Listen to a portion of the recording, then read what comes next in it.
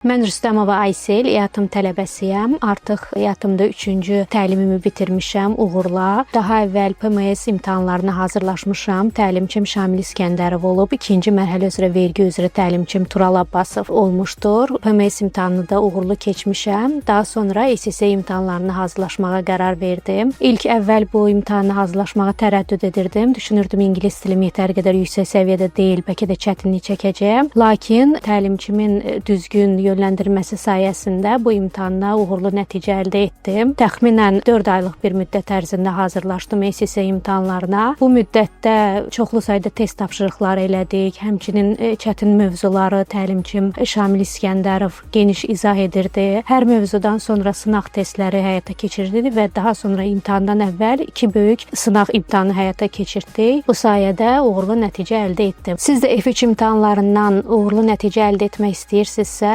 EATM kurslarını tövsiyə edə bilərəm və hazırlaşacaq olan bütün tələbələrə imtahanda uğurlar arzu edirəm.